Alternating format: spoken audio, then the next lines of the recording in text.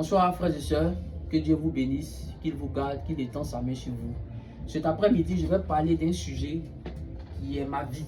C'est ma vie personnellement, ce que j'ai vécu et comment le Seigneur m'a délivré de la cigarette. Aujourd'hui, je vais parler de la cigarette et dans les autres éditions, je vais parler d'encore bien d'autres choses que le Seigneur m'a délivré. La Bible déclare ceci dans le livre de Matthieu 12 à partir du verset 11. Depuis le temps de Jean-Baptiste jusqu'à présent, le royaume des cieux est forcé et ce sont les violents qui s'en emparent.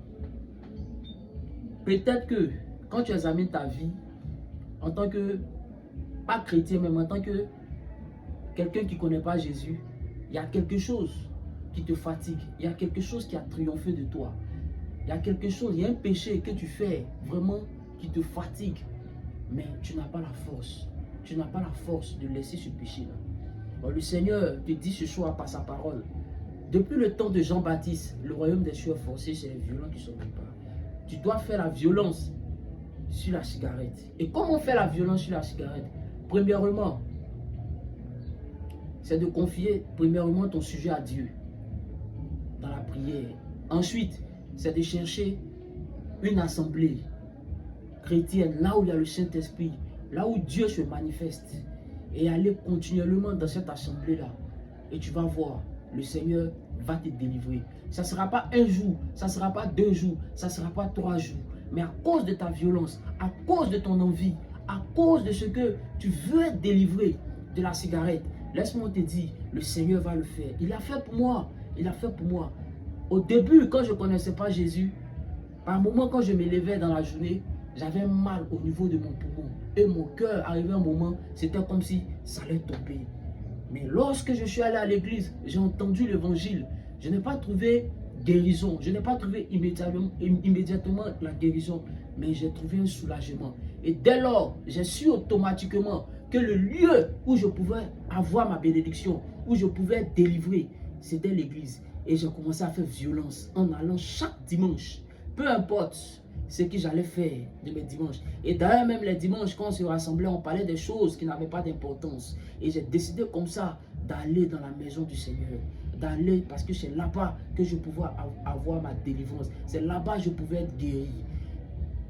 Et c'est ainsi que je suis parti. Et j'ai commencé à faire violence sur la cigarette. J'ai commencé à me forcer. Par moments, les dimanches, même quand je me réveillais, j'avais la gueule de bois parce que j'avais bu, parce que j'avais fumé. Et je me disais non, je faisais violence sur ma chair. Et je partais à l'église, je partais à l'église, je partais à l'église, je partais à l'église. Je confiais ça au Seigneur dans ma chambre. Je criais à Dieu dans ma chambre. Et aujourd'hui, le Seigneur m'a délivré. Ça fait maintenant 5 ans que j'ai arrêté de fumer. Je viens ce soir par ma voix. Si tu cherches comment fumer, laisse-moi te dire, le problème de la cigarette est d'abord spirituel et ensuite émotionnel. Tu as besoin de Jésus-Christ de Nazareth.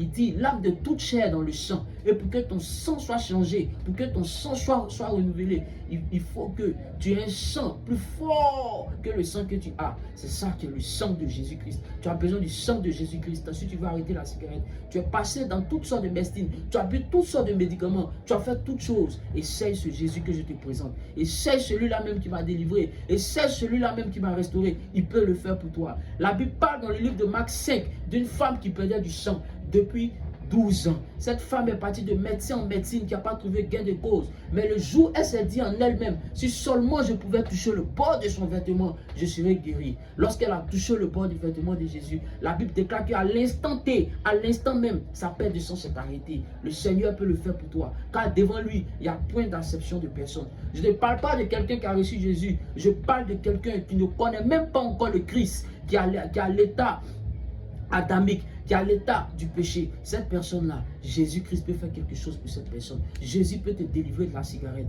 Jésus peut te délivrer de la cigarette.